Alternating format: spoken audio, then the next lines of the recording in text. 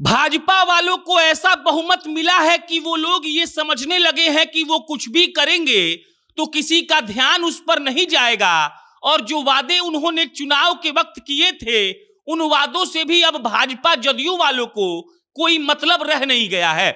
हम बात कर रहे हैं बिहार के उद्योग मंत्रालय की, वो मंत्रालय जिससे सबसे ज्यादा उम्मीद इस बार लोगों को है, लेकिन असलियत ये है कि वो मंत्रालय जिस आदमी को दिया गया है वो आदमी अभी तक इस पर सीरियस नहीं हुए हैं। फिलहाल उद्योग मंत्रालय डॉक्टर दिलीप जायसवाल के पास है, और दिलीप जायसवाल जी क्या कर रहे हैं पहले इसका लेखा जोखा आपको हम देते हैं, और उसके बाद बताएंगे कि कैसे भाजपा वाले का मन बढ़ चुका है और वो लोग ये मन में मान चुके हैं कि ऐसा जनादेश हम लोगों ने पाया है तो हम लोग जो चाहे वो करेंगे, कोई हमसे कोई सवाल पूछेगा ही नहीं।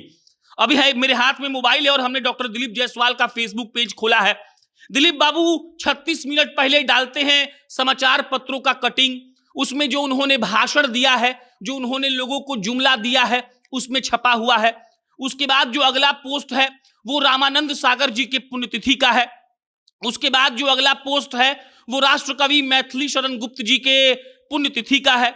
उसके बाद जो अगला पोस्ट है वो कार्यकर्ताओं के समर्पण और कर्तव्य निष्ठा को सुनिश्चित कर रहे हैं।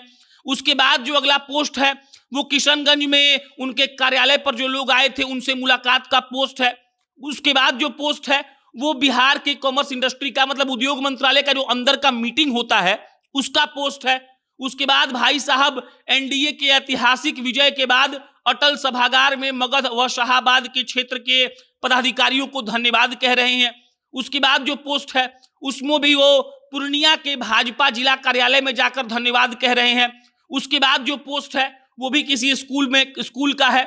उसके बाद जो पोस्ट है वो भी ऐतिहासिक जीत का ही है। उसके बाद जो पोस्ट है वो भी ऐतिहासिक जीत का है। लमसम 10 पोस्ट का विवरण ब्यौरा हमने आपको दिया, और इससे ये समझ आता है कि हमारे नए नवेले उद्योग मंत्री बिहार में उद्योगों को लेकर कितना सीरियस हैं। भाई साहब अभी अपने जीत के जश्न से निकल ही नहीं पाए हैं, और वो लगातार अलग अलग जगहों पर जाकर अपने कार्यकर्ताओं से मिलकर उनको धन्यवाद ज्ञापित कर रहे हैं कि आप लोग नहीं होते तो हम लोगों का क्या होता, आप ही लोगों ने तो हमको जितवा दिया है। इसके बाद हमको याद आते हैं शहनवाज हुसैन, हमको नीतीश मिश्रा की भी याद आती है। नीतीश मिश्रा के ही कार्यकाल में ड्राई पोर्ट बना था। शहनवाज हुसैन तो पूरा भारत घूमना शुरू कर चुके थे और अपना पर्सनल रेफरेंस लगाकर बिहार में इन्वेस्टमेंट ला रहे थे। दिलीप जायसवाल जी बस प्रेस कॉन्फ्रेंस में कह रहे हैं कि 50 लाख करोड़ रुपया का इन्वेस्टमेंट लाएंगे, लेकिन असलियत पर अगर बात की जाए तो बिहार की सबसे बड़ी जरूरत यही है कि कैसे भी यहां पर रोजी रोजगार का व्यवस्था किया जाए। इस बार का चुनाव जब हो रहा था तो एनडीए और महागठबंधन दोनों लोग रोजी रोजगार पर, नौकरी पर खूब चर्चा कर रहे थे। वो लोगों को ये कहकर लुभा रहे थे कि अगर हम सत्ता में आ जाएंगे तो इतना रोजगार आपको देंगे।